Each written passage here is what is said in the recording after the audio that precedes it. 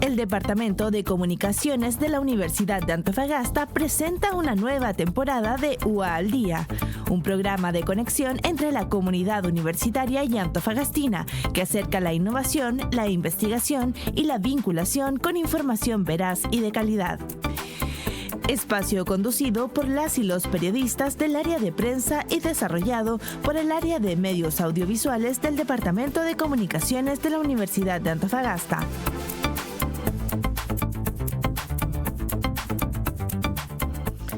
Bienvenidos y bienvenidas a una nueva edición de UA al Día desde el estudio de UAntof TV. Hoy iniciamos distinto, nuestro entrevistado no hace ingreso al set porque ya está junto a mí. Quiero presentar a Eduardo Hunda Sanzana, director del Centro de Astronomía de la UA. Muchas gracias, Eduardo, por estar acá. Gracias por invitarme, Javier.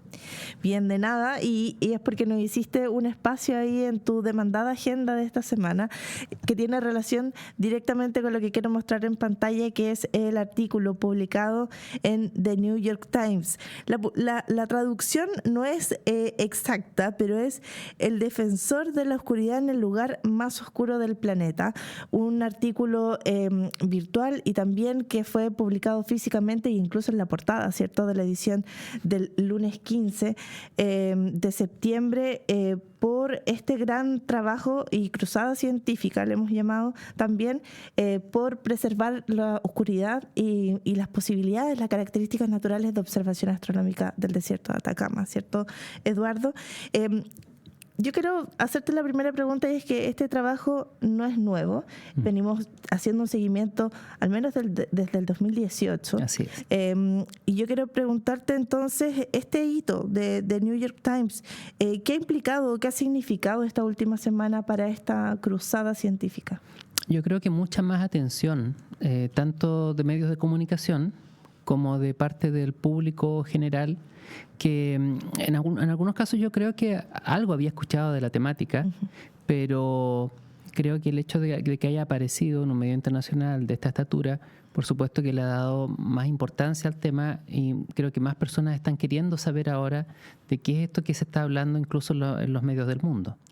Sí, porque la repercusión no ha sido solo a nivel local ni a nivel nacional, sino que también a nivel internacional. Me compartiste y voy a compartir también acá unos artículos, ¿cierto? Una especie de dossier de algunas de las publicaciones que se han realizado tanto en medios, por ejemplo, como el Clarín. Entiendo por ahí que hay un medio brasileño, ¿cierto? También vi alguna captura, y por supuesto infinidad de redes sociales y medios de comunicación directamente digitales. Eduardo, nosotros partimos el 2018 cubriendo tu participación en un grupo de discusión de la Comisión de Medio Ambiente que tuvo también una repercusión en la modificación de la Ley 19.300. ¿Qué se recuerda o qué te recuerdas tú de esa época en la que se empezó a instalar la conversación y el transcurso que ha ocurrido hasta la actualidad?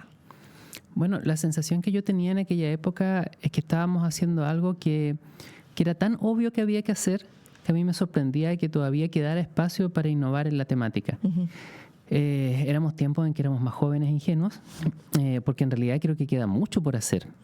Sin embargo, en ese momento, la verdad, yo lo veía como, ok, aquí estamos un poquito dando en el clavo con algo que estaba pendiente, que era poner algunas reglas para lo que estaba pasando con los proyectos industriales que generaban contaminación lumínica en el desierto de Atacama. Ya que antes, cada vez que hablábamos de contaminación lumínica, pensábamos en lo que pasaba en las ciudades. Pero en realidad lo que habían mostrado los estudios científicos es que lo que estaba proliferando rápidamente y siendo factores dominantes en algunos casos eran los proyectos industriales como amenaza a los observatorios. Y sobre eso vimos que no había reglas. Entonces era algo bastante al alcance, es decir, donde no hay, hagamos que haya algo. Claro. ¿Ya? Y eso fue un poco la alianza que se trató de gestar entre el mundo científico y el mundo de la política. Pero ahora que ya han pasado los años, ya, empezamos a darnos cuenta de que eso era un primer rayado de cancha y que las empresas pueden ser a veces muy astutas, ¿ya?, para tratar de evitar esos rayados de cancha, y que se necesita algo un poquito más preciso. Claro, ese gran vacío legal que se llama, ¿cierto?, cuando se produce algo, y finalmente bajo una inquietud más preventiva que reactiva, que es lo que a veces y muchas veces nos pasa en todos los ámbitos.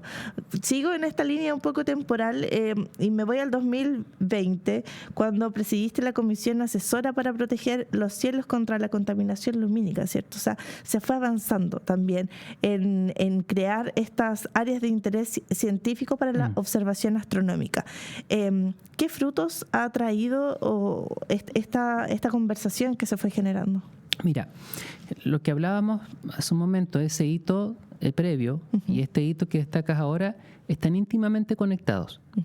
Porque lo que hace el hito previo, es decir, si es que un proyecto industrial va a alterar el cielo oscuro, que en el fondo es el que permite la actividad de los grandes observatorios que están operando en el país, entonces va a tener que pasar por un estudio de impacto ambiental. ¿Y dónde va a tener que tener lugar eso? Porque tú podrías decir que en principio cualquier proyecto en cualquier parte de Chile, si miras bien lejos, capaz que alcanza a verse desde el observatorio. No, eso va a tener que ser entonces en ciertas áreas que van a ser áreas de interés astronómico. Entonces ahí es donde viene el trabajo que destaca en este segundo hito, que era que se necesitaba una comisión que dijera, estas son las áreas, y las vamos a definir en base a estos criterios. Eso es lo que hicimos el año 2020 por invitación del Ministerio de Ciencia, que conforma un grupo de astrónomos asesores del país. Ellos me ofrecen presidir la comisión por la experiencia que llevaba en el tema. Y efectivamente fue un trabajo pionero de ponernos de acuerdo sobre ciertos criterios que iban a darle forma a las áreas, le iban a dar extensión a las áreas, iban a permitir definir bajo qué criterios íbamos a establecer ciertos puntos que iban a ser, digamos, más importantes que otros. Y sobre eso tratamos también de hacer una innovación conceptual importante, que yo creo que hay que destacarla, y es que hasta ese punto la conversación estaba centrada muy en los observatorios internacionales operando en Chile. De manera que alguien incluso en algún momento nos dijo, pero ¿para qué nos vamos a molestar en definir esto si en el fondo ya está? Es mirar dónde están los observatorios internacionales y listo. Pues nuestra respuesta fue que esto era algo que estábamos protegiendo para Chile. Y entonces había que hacer una prospección de cuáles eran los intereses de Chile. Por ejemplo, preguntarle a las universidades del país, ¿usted está desarrollando un observatorio? ¿Planea desarrollar un observatorio? O sea, poner también los intereses de Chile como parte de la ecuación, porque si no, en el fondo era estar legislando para entidades extranjeras, lo cual no es malo si son entidades que están trabajando en colaboración con nuestro país, pero no debía ser nuestra única motivación para llevar a cabo ese trabajo. Pero es curioso eso, porque sí se da en otras áreas. Habitualmente estamos nosotros legislando o normándonos bajo criterios que son de otros lugares, estándares, por ejemplo, no sé, contaminación de suelo, y el enriquecimiento natural de Chile es distinto al de otros lugares. Entonces, estamos constantemente quedando fuera de eso y la conversación que tú comentas era finalmente necesaria. Más allá entonces de eso, esta repercusión también tiene una repercusión en diversos comentarios. Me quiero detener en uno de esos porque algunos comentarios por ahí, no los voy a mostrar por supuesto, pero dicen, se está protegiendo, se está legislando para unos pocos cuando hablamos de contaminación lumínica. Los astrónomos son contaditos con los dedos de las manos. Cuando la legislación en cuanto a contaminación lumínica no tiene que ver solo con astronomía, sino también con biodiversidad, por ejemplo, ¿cierto? Hablábamos del tema de la golondrina de mar. Durante el año pasado, si no me equivoco, incluso se postuló ahí un documental que fue bastante reconocido. Entonces, ¿qué es esta incidencia? Esta incidencia de legislar en cuanto a contaminación lumínica para favorecer a toda una comunidad. Ya, lo que pasa es que ahí, cuando hablamos de contaminación lumínica, como te digo, mucha gente tiene muy anclado el concepto más clásico de que solamente se trata de lo que está pasando en las ciudades. Porque normalmente era esa la tensión que encontrábamos, el crecimiento de las ciudades y qué tanto eso podía afectar a la capacidad de los observatorios astronómicos de realizar ciertas observaciones. Pero eso, yo te digo, es de fines de los 90. estamos teniendo esta conversación más o menos 30 años más tarde. Y entonces nuestros conceptos también han evolucionado bastante. Comenzó a aparecer primero el tema del ahorro energético asociado a la contaminación lumínica. Si la entiendes como energía que es desperdiciada, por la cual estás igual pagando, pero no estás aprovechándola, entonces ya ahí hay una primera motivación que no es astronómica para tratar de controlarla. Luego se empezó a agregar los efectos negativos de la contaminación lumínica en la salud humana. Eso que está relacionado con ciertas formas de cáncer, con ciertos temas asociados a problemas cardíacos, diabetes, varias otras cosas, que igual son motivo de preocupación de parte de la población, pero que yo creo que aún poca gente lo asocia con que pudiera estar haciendo más probable enfrentar esos problemas de salud si se somete a ciertas formas de contaminación lumínica que en algunos lugares son bastante comunes. Está el tema de la biodiversidad, como decías tú hace un momento, que especies que pueden estar en condiciones bien frágiles y les estamos agregando alteraciones bien profundas a su ecosistema nocturno y poniéndolas en riesgo. Pero hasta ahí, fíjate que todo esto es algo que puede seguir anclado a la contaminación lumínica urbana. Pero luego se nos agrega esta preocupación por la contaminación lumínica de origen industrial. Y entonces, claro, ya no es el alumbrado público con el cual conviven las personas, que es un alumbrado que en el fondo es decidido por autoridades públicas, ¿cierto? Y entonces tenemos un cierto grado de control porque las elegimos, ¿ya? Cierto grado de poder conversar porque hay ley de lobby, hay una serie de mecanismos de participación ciudadana, sino que la contaminación lumínica de origen industrial es decidida por empresas privadas con sus gerentes, que nadie los elige democráticamente, ¿ya? Sino que están ahí respondiendo a una cierta estrategia comercial. Y si ellos comienzan a ser un factor dominante en esto que está pasando, se nos genera un problema porque no tenemos mucha capacidad de incidir una vez que esto ya está aprobado y funcionando. El momento de intervenir en esos casos es cuando el proyecto aún está por ser evaluado, ¿verdad? Entonces, volviendo a lo que tú me planteabas, decía legislar para unos pocos. Bueno, en el caso de la contaminación lumínica urbana, yo creo que toda la legislación que ha buscado tomar en cuenta temas de salud, temas de biodiversidad y todo aquello que afecta a la población en general, ha sido un legislar para todos. Ha sido tratando de que haya un mayor bienestar para toda la población sin comprometer las posibilidades de tener una ciudad segura y bien iluminada. Que eso es importante tenerlo presente. Controlar la contaminación lumínica no requiere una ciudad a oscuras. Eso es un mito. ¿Ya? Es un mito en el cual la gente vuelve y vuelve en redes sociales. Sí, estoy de acuerdo con que cuando hablamos del tema de controlar la contaminación lumínica industrial, probablemente estamos legislando para unos intereses más específicos. Pero fíjate que las mismas áreas en las cuales esa legislación opera, son áreas para la investigación científica, investigación astronómica con valor científico. Entonces estás diciendo que esto es para resguardar los intereses de la comunidad científica en Chile, pero es precisamente una comunidad en la cual Chile ha apostado mucho para su desarrollo hacia el futuro. Es una comunidad que lleva décadas empezando a crecer de a poquito, ¿ya? Y yo creo que estamos llegando al punto en el cual podemos comenzar a ambicionar grandes cosas. Somos una comunidad que está bastante más madura, pero no nos puede ahora justo empezar a faltar el cielo. Sí, y bueno, y pasa en diversos ámbitos, quizás lo que tú dices, no sé, yo voy a mi memoria y veo posts de repente que dicen cuál es el valor del salar de Atacama y cuál es el valor del litio, ¿cierto? No hay un desarrollo científico más valioso que el otro, pero pueden convivir, ¿cierto?, de una manera un poco más armónica. Y me voy a detener en una controversia que se ha generado también en el sector industrial. Por ejemplo, con el proyecto INA de AES Andes, ¿cierto? Si no me equivoco, fue durante enero, a principio de año, la discusión más álgida al respecto de la instalación de este proyecto. Y ahí la comunidad científica astronómica se unió a nivel nacional para visibilizar un poco esto y hicieron el llamado también a que la comunidad se enterara un poco de qué es lo que estaba pasando, de cómo regulábamos esto antes de que ocurriera. Entonces, si nos pudieras explicar qué pasó con eso o en qué está eso y cómo incide. A ver, yo encuentro que ese ejercicio de unión que no tiene precedentes probablemente en Chile o quizá para muy pocas causas que nos han reunido a nivel nacional con tal fuerza, es un ejercicio muy interesante porque no es contrastar dos posiciones que tienen el mismo respaldo. Lo que planteó la comunidad científica lo planteó con todo el peso de la evidencia científica detrás. Y lo que plantea la empresa es algo que plantea con el poder del dinero detrás. Es como que nosotros le estamos diciendo, usted va a tener estos efectos catastróficos en los cielos oscuros del desierto de Atacama. La empresa, en el fondo, como que ignora esa evidencia o se atrinchera en que ellos están cumpliendo con la ley, pero no respondiendo a lo que se les está planteando, y en el fondo resguardándose en que, bueno, teniendo la capacidad económica de hacer lo que quieren hacer, lo van a hacer, ¿ya? Y normalmente ese es el cebo que le presentan a la gente, es que mira, vamos a traer toda esta cantidad de plata.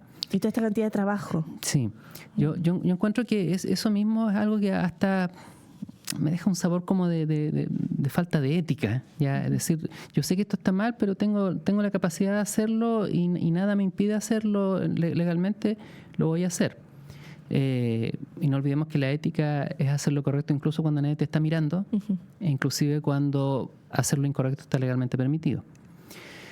Dicho eso, ¿en qué estamos? Bueno, es precisamente esperando a ver si es que efectivamente la ley no va a ser capaz de ponerle un pare a todo esto, porque es una evaluación que tiene un montón de etapas en las cuales el Ministerio de Medio Ambiente, a través del Servicio de Evaluación Ambiental, busca escuchar a todos los que tienen que escuchar. O sea, primero obviamente escucha a la empresa que pide algo, ¿ya? Y si yo quiero instalarme en tal lugar, y para hacer eso te presento toda esta carpeta con documentos que dan cuenta de todos los requisitos que me pide la ley. Luego ellos consultan a todos los organismos públicos concernidos. Esa fue una primera etapa que se dio tempranamente entre enero y febrero, en que cada uno de los organismos públicos tenía que decir desde el ámbito de su cartera qué opinión tenía respecto al proyecto. Y en ese momento es que el Servicio de Evaluación Ambiental, yo creo que desperdició una gran oportunidad, que fue haberle dado término anticipado al proyecto. Porque resulta que las observaciones que se levantaron desde los organismos públicos fueron tantas y tan profundas que en el fondo ya le estaban diciendo lo que usted ha hecho no le da sustento para que le aprobemos su solicitud. Entonces no perdamos más tiempo en esta cuestión. Claro, ¿para qué insistir? Luego vino entonces, como el Servicio de Evaluación Ambiental no le dio término anticipado, sino que dejó que siguiera su curso, vino una etapa de participación ciudadana, que fue igual bastante extensa y que reunió varios cientos de observaciones. Y ojo, que algunas de esas observaciones, que las contamos como una, a su vez es una guía telefónica de un montón de observaciones que hay que entrar a responder. Por ejemplo, las observaciones de ESO, del Observatorio Europeo Austral, cuentan como una de esos cientos, pero la observación es, en el fondo, vea este documento adjunto que tiene decenas y decenas de páginas ya con todas las críticas que tenemos al proyecto, con todos los respaldos científicos de esas críticas. Eso es algo que la empresa tiene que responder y tiene que hacerlo según la programación del CEA el día 3 de octubre. Ahora, estos plazos pueden ir cambiando porque se pueden ir agregando nuevas etapas, consultas, etcétera, pero la situación hasta la última vez que la revisamos iba ahí. Hace poco el CEA también le pidió a la empresa abrir una consulta indígena, porque también en los últimos años, como se le dio reconocimiento al pueblo chango, aparece que en los proyectos a ser instalados cerca de la costa, donde normalmente no encontrabas este tipo de variable, ahora sí se le agrega, porque hay comunidades changas que están en la costa, en el área de influencia del proyecto. Entonces tienen que escuchar qué es lo que dicen. Ahí ignoro cuánto se va a demorar eso, pero es otro elemento que se agrega. Y una vez que esté todo esto, recién el CEA va a decir si le da la aprobación o no le da la aprobación, y vienen todas las reacciones correspondientes de alguien que pueda encontrar irregularidades en el proceso, reclamaciones de la sociedad civil, reclamaciones de la misma empresa. Y ojalá que no estemos fraguando un nuevo Dominga, ¿ya? Pero tampoco lo podemos descartar en este momento. Y esto es inminentemente muy potente, y ahí es que yo creo que es bastante útil esta aparición en el The New York Times y la visibilización que está teniendo tu trabajo, que viene desde hace varios años. Ha tenido también reacciones en la comunidad científica y se conecta con lo que tú dices, porque sin personas que estén trabajando en visibilizar esta problemática o visibilizar la necesidad de esta protección, no habría descubrimientos o hallazgos científicos como los que están relacionados a uno de tus saludos, que fue el Premio Nacional de Física 2020. Premio Nobel de Física. Premio Nobel de Física 2020, le bajé harto el grado. Porque también él te indicó que gracias a este tipo de solicitudes de trabajos de visibilización había sido posible uno de sus hallazgos. Claro, a la existencia de los cielos prístinos del desierto de Atacama, que permite hacer las observaciones que llevaron a su premio Nobel.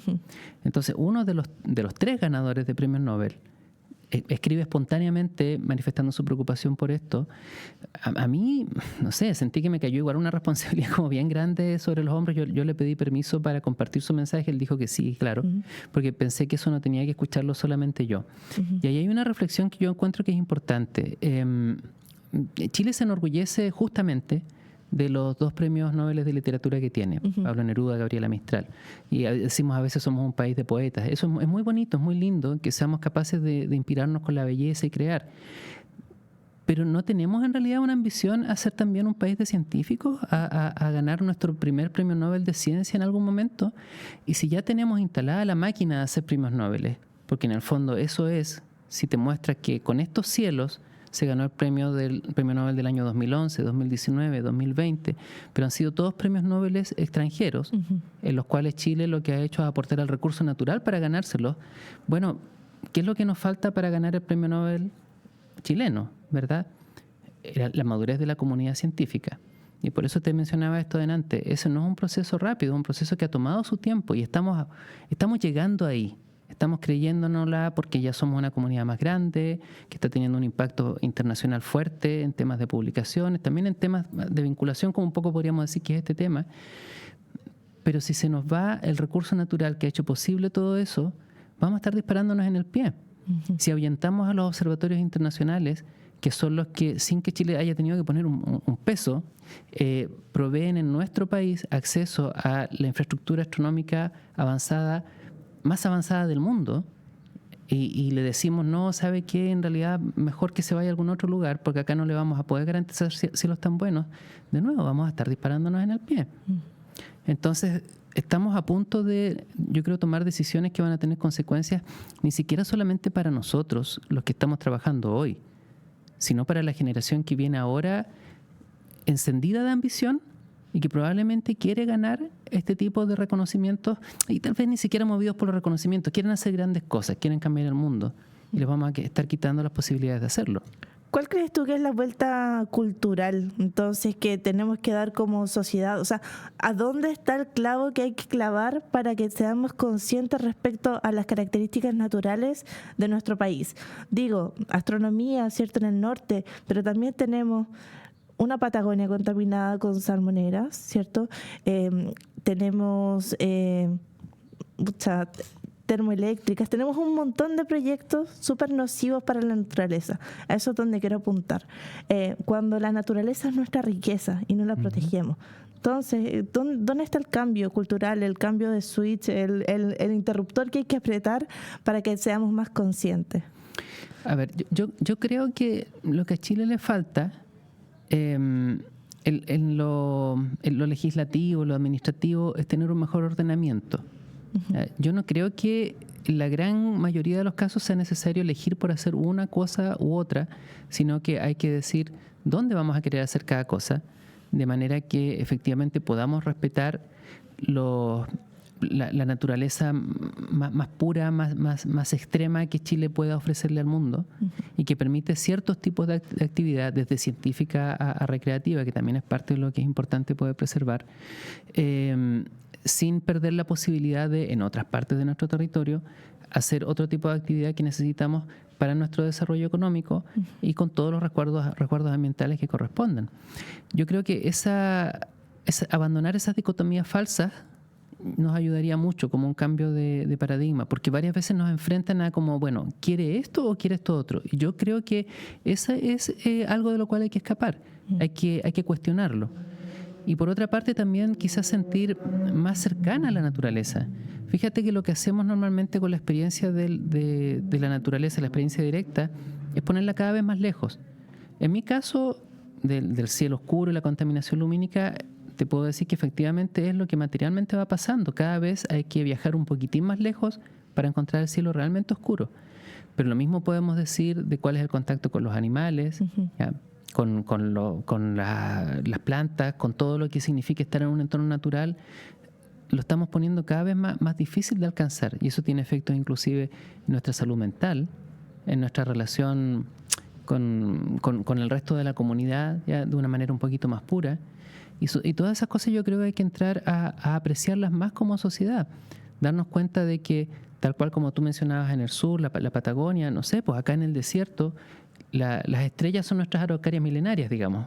¿Ya? O sea, si alguien fuera al sur a cortar araucarias, deberíamos sentirlo como algo tan terrible como acá en el norte, estar apagando estrellas, que en el fondo eso es lo que hacemos cuando contaminamos el cielo. Eduardo, con esta pregunta quiero terminar, y es que tú planteaste también en tus redes, en un mensaje, ¿quién toma la posta de esta cruzada científica? Vamos a volver a llamarle así. ¿Quién continúa esta lucha? ¿Quién continúa este trabajo? Es necesario, por supuesto, crear nuevas generaciones de científicos y científicas. Sí, yo creo que es algo extremadamente importante, porque si bien es un tema en el cual hoy en día hay un cierto interés por la contingencia, no es un tema que se incentive tanto a estudiar dentro de lo que son las especialidades de la astronomía, y yo creo que es un tema relativamente menor en aquellas áreas de la ingeniería donde a veces sí tienes que estudiar temas ambientales, como un poco para saber cómo resolver esa tensión entre los desarrollos productivos y los límites que pone el cuidado del ambiente. Entonces eso es algo en lo cual tenemos que reflexionar, porque hasta ahora yo creo que hay mucho voluntariado detrás, y es un voluntariado que es complejo ejercer, porque resulta que nos enfrentamos contra titanes de la industria. O sea, cuando yo me siento en la misma mesa con un representante de AES Andes, que a mí me dice que ellos han gastado $30 millones en estudios, es que me está hablando de una realidad que para mí es una realidad completamente inalcanzable. Yo no solamente no tengo esos recursos como para poder hacer estudios bien hechos, porque los estudios que ellos han presentado en muchos casos no han estado bien hechos. Gastarme ese dinero, pero gastármelo bien para hacer estudios bien hechos, es un dinero que no tengo, sino que tampoco ni siquiera tengo muchas veces formalmente el tiempo para hacerlo. En los espacios académicos, y esto no es solamente en nuestra universidad, en general en las universidades en Chile, el trabajo de ser parte del diálogo público, del diálogo de las políticas públicas, no es algo que tiene un reconocimiento como parte de tu carga horaria en tu trabajo en la universidad. Lo haces cuando puedas, cuando tengas un ratito, al final del día, ya llega la noche a decir cosas en tus redes sociales, pero se espera que tu trabajo sea el trabajo de siempre, tienes la misma carga que te corresponde siempre. Entonces, cuando hay alguien de una empresa a quien sí se le está pagando, y mucho, por ocupar el 100% de su tiempo en pelear porque su proyecto salga adelante. Y por tener operadores en terreno para que eso sea exitoso. Exactamente. Y quien está al otro lado es la persona del mundo académico, que, como te digo, tiene que ser un voluntariado. Es súper asimétrica la atención que se está dando ahí. Entonces, resolverla, tampoco tiene tantos incentivos. Como le digo al que viene la siguiente generación, tú toma la posta. Porque es un poco como, es bonito. Claro, porque te vas a sentir bien. Pero ojo, que igual vas a enfrentar toda una serie de problemas prácticos para tu día a día administrarlo. Entonces yo creo que ahí también, como sociedad, tenemos que responder un poquito a esta inquietud. El gobierno dar los incentivos adecuados a las universidades para que las universidades también den más espacio a que los académicos tengan una motivación práctica para incorporarse más al diálogo público. Claro, y tener incidencia en lo que ya hemos conversado hoy, leyes, políticas públicas, reconocimiento además internacional. Eduardo, muchas gracias por darnos un espacio, por explicarnos mejor todo lo que ha involucrado y lo que ha significado, por supuesto, esta aparición en The New York Times. Gracias a ustedes por interesarse en el tema y difundirlo.